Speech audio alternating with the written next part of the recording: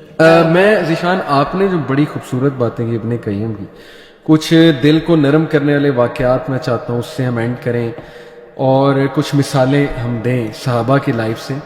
آپ نے کہا نا یہ نام انسان سے خوف ہٹاتا ہے. مجھے واقعہ یاد آ گیا کہ اللہ کے نبی صلی اللہ علیہ وسلم کے سامنے ایک بار ایک بدو آیا، اس نے تلوار رکھی یہاں پہ کہا محمد صلی اللہ علیہ وسلم کون بچائے گا اب تجھے مجھ سے؟ اللہ کے نبی صلی اللہ علیہ وسلم نے کہا اللہ، اور اس کے ہاتھ سے تلوار گرتی، یعنی وہ کانپنے لگ گیا. اسی طرح مجھے ایک واقعہ یاد آیا، اب یہ کتنا اوتھینٹک ہے لیکن تاریخ کی کتابوں میں موجود ہے. خالد بن ولید کے پاس رومن کمانڈر آیا، اس کا بڑا مشہور نام. اس نے کہا کہ خالد وہ تلوار دیکھنی ہے مجھے، آپ کے بارے میں مشہور ہے آپ کے پاس نا ایک تلوار ہے جو ٹوٹتی نہیں ہے، جو بریک نہیں ہوتی ہے. وہ مشہور ہو گیا تھا خالد بن ولید کے بارے میں. خالد نے کہا کہ کون سی تلوار؟ میرے پاس تو بہت تلواریں ہیں جو میں یوز کرتا ہوں، آپ کو کون سی دیکھنی ہے؟ اس نے کہا نہیں وہ والی. خالد بن ولید نے کہا اس تلوار کا نام ہے اسلام، اور وہ کبھی نہیں ٹوٹتی، تو اگر تو اسلام لے آئے گا تو تجھے وہ تلوار نظر آ جائے گی. یعنی آپ دیکھیں کہ یہ ساری مینیفیسٹیشن صحابہ کی لائفز میں موجود ہیں، نظر آ رہی ہیں. آپ دیکھیں ڈسٹریس میں اللہ کے نبی نے کیا دعا سکھائی؟ اللہ اللہ ربی لا اشرک بہ شیئا، اور پھر لا الہ الا اللہ الحلیم العظیم، لا الہ الا اللہ رب العرش العظیم. وہ بہت کی لمبی دعا ہے. پھر یا حی یا قیوم برحمتک استغیث. کس طرح ہمیں پکارنا سکھایا، کنیکٹ کیا اللہ تعالیٰ سے. اور کیا آپ کو صحابہ کی لائف میں، کیونکہ میں سمجھتا ہوں صحابہ نے جس طرح اللہ پر صحابہ ایمان لائے ہیں نا، وہ تو ان کے کوئی قریب بھی نہیں ہو سکتا. تو کوئی دل کو نرم کرنے والے واقعات ہم لوگوں کو، میں سمجھتا ہوں بھائی آئی تھنک میں جو کافی باتیں میں نے کر لی ہیں، I think the last thing جو میں بات کروں گا اس بارے میں، صحابہ کرام انبیاء علیہ السلام کے بعد وہ لوگ تھے جو کہ جن کو اللہ کی سب سے زیادہ معرفت تھی. اس پوائنٹ پہ ہم سب ایگری کرتے ہیں. That's point number 1. Point number 2، صحابہ کرام کہتے ہیں کہ قرآن مجید کے اندر ایک آیت ہے جس نے ہمیں بہت ریلیف دیا. اللہ اکبر، اللہ. ان دو چیزوں کو جوڑتے ہیں. وہ آیت کون سی تھی اور کیوں ان کو اس نے اتنا ریلیف دیا؟ کیونکہ ان کے دل میں اللہ تعالیٰ کی سب سے زیادہ عظمت تھی. بہت مشہور آیت ہے سورہ زمر کی. اللہ تعالیٰ کہتے ہیں قل یا عبادی الذین اسرفوا علی انفسہم لا تقنطوا من رحمت اللہ ان اللہ یغفر الذنوب جميعا انہ هو الغفور الرحیم. اس کا ترجمہ میں آپ کے سامنے رکھتا ہوں. پھر اسکالرز نے کہا ہے کہ 5 باتیں اس آیت میں نوٹ کرنے والی.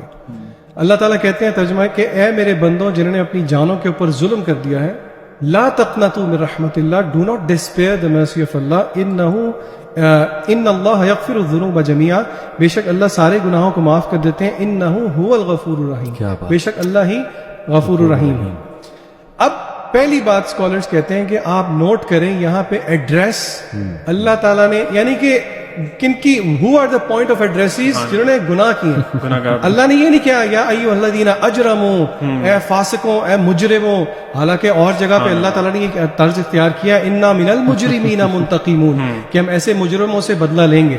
تو علماء کہتے ہیں کہ دیکھیں یہ آپ یہاں پہ اللہ تعالیٰ کی محبت دیکھیں، قل یا عبادی الذین، اے میرے بندوں.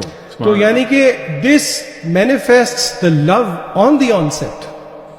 نمبر 2، اچھا گناہ زنا کیا، شرک کیا، چوری کی، ڈاکہ ڈالا، قتل کیا، نہیں. قل یا عبادی الذین اسرفوا علی انفسہم، حدیں پار اسٹوری کو نہیں، اسٹوری کو ختم کیسے کیا؟ جنہوں نے اپنی جانوں پہ ظلم کر دیا، یعنی کہ بات ختم کر دی. Eventually everything at the end, every sin is an operation against our own selves. بالکل صحیح. نمبر 3، اللہ تعالیٰ نے کہا لا تقنطوا من رحمت اللہ. اس کو آپ کمپیئر کریں کسی مخلوق کے ساتھ.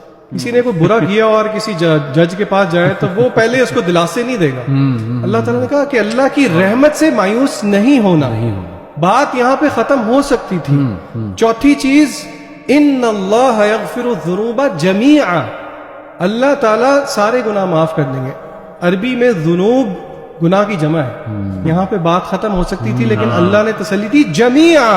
ان اللہ، بے شک، ان اللہ، ان عربی میں تاکید کے لیے یوز ہوتا ہے، بے شک اللہ تعالیٰ گناہ معاف کر دیتے ہیں تمہارے سارے گناہ، سارے کے سارے. اللہ بات یہاں پہ بھی ختم نہیں کی. 5ویں، انہ، بے شک، هو الغفور الرحیم، وہی ہے. بار بار افرمیشن، بار بار گارنٹیز. یعنی کہ کسی کو اگر یہ، again this is not a door to sin, لیکن اس چیز کے بعد اگر کوئی یہ کہے کہ جی میرے لیے کوئی نکلنے کا راستہ ہے کیا؟ میرے مجھے سائن نہیں مل رہا, مجھے اللہ کی طرف سے وہ وائبز نہیں آ رہی, لوگ بڑا کچھ اللہ کہتے تعالیٰ ہیں. نے تو بہانے رکھے ہیں معاف کرنے کے لیے, اگر کوئی سمجھے, اگر اللہ کی معرفت کسی کو. آپ سورہ ضحیٰ دیکھ لیں, میں غور کر رہا تھا کہ بات یہاں پہ ختم ہو جاتی ہے, وَلَسَوْفَ يُؤْتِيكَ رَبُّكَ فَتَرْضَىٰ, اللہ تجھے اتنا دے گا تو راضی ہو جائے. اس کے بعد بات ختم ہے, لیکن اللہ نے دلائل دی, الم یجدک یتیما فآویٰ ووجدک حالانکہ اللہ تعالیٰ کو دلائل دینے کی ضرورت نہیں, کوئی ضرورت نہیں, لیکن نہیں, اللہ نے دلائل دیے کہ کیا نہیں کیا, اللہ نے تجھے نہیں تھاما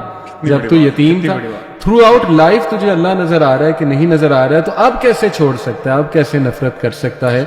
بلکہ سورہ بلد میں غالباً وہ پیپل آف دا ڈچ کا جو واقعہ ہے, سورہ بروج میں, اس میں جو ہے نا ابن حجر غالباً ان کا ہے, ابن حجر کا کال ہے غالباً, may be I'm wrong but check کر لیجئے گا. وہ کہتے ہیں کہ یہ جو آیا ہے نا, کہ اللہ کہتے ہیں کہ وہ لوگ جنہوں نے مومنین مرد اور عورتوں پہ بہت ظلم کیا, یعنی کھولتے ہوئے کنویں میں ڈال دیتے تھے تیل کے, اور وہ اللہ کے ولی ہیں, اللہ کے ولی سے جو دشمنی لگاتا ہے, اللہ کہتا ہے اس کی میرے سے دشمنی. لیکن وہ کہتے ہیں, وہ اسکالر اب کون ہے, ناٹ شیور, مے بی ابن حجر, وہ کہتے ہیں, اللہ کہتے ہیں ثم لم یتوبوا, اور پھر انہوں نے توبہ نہ کی تو پھر میں انہیں جہنم میں, یعنی کہ اگر توبہ کرتی تو توبہ کرتے تو میں معاف کر دیتا, تو میں ان کو کمپنسیٹ کر دیتا, جن کو جلایا گیا تھا نا, ان کو کمپنسیشن کیا میرا کام ہے. آپ دیکھیں خالد بن ولید کو دیکھیں یار, جنگ احد میں مسلمانوں کو نقصان پہنچا, سب سے زیادہ نقصان, اللہ کے نبی کو تلاش کر رہے کہ میں کیسے ماروں, نعوذ باللہ, اللہ کے نبی کو تلاش کر رہے تھے نا, کمانڈر کو میں ماروں, اور وہی خالد بن ولید اسلام قبول کر لیتا ہے. وہ تو کیسے اللہ تعالیٰ ان کو معاف بھی کرتے ہیں, ان کا درجہ بھی بلند کرتے ہیں. دس از امیزنگ. علی بھائی, اس میں آپ نے ابھی ذکر کیا تھا سیف اللہ کا بھی, اور صحابہ کے بارے میں بات ہو رہی تھی. آپ دیکھیں کہ پروفٹ صلی اللہ علیہ وسلم بھی, ظاہر سی بات ہے, سب سے بیسٹ لیڈر ہے, ان کو پتا تھا کہ کس بندے میں کیا کوالٹی ہے, انہوں نے بھی ان کو لقب دیا سیف اللہ. بالکل. اچھا, میں آپ کو پرسنلی بتاؤں, مجھے خالد بن ولید رضی اللہ تعالیٰ عنہ سے جو محبت ہے نا, وہ اس ٹائٹل کی وجہ سے, صحیح, بیکاز سیف اللہ, اللہ کی تلوار, this is not a small thing. تو وہ آپ خود سوچیں کہ وہ اپنے آپ کو کیسے دیکھتے ہوں گے جب ان کو یہ ٹائٹل ملا, کتنا بڑا اعزاز ہے.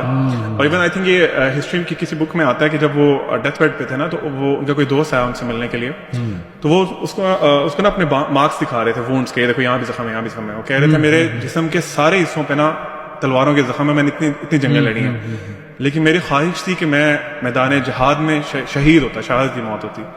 تو وہ آگے سے کہتے ہیں کہ خالد, تمہیں پتہ نہیں کہ تمہیں اللہ کے نبی صلی اللہ علیہ وسلم نے کیا ٹائٹل دیا تھا, سیف اللہ, اللہ کی تلوار. اور اللہ کی تلوار کے لیے یہ جائز نہیں ہے کہ وہ کسی کافر کے ہاتھ سے ٹوٹ جائے. ایک اور صحابی کا واقعہ, this is very close to my heart.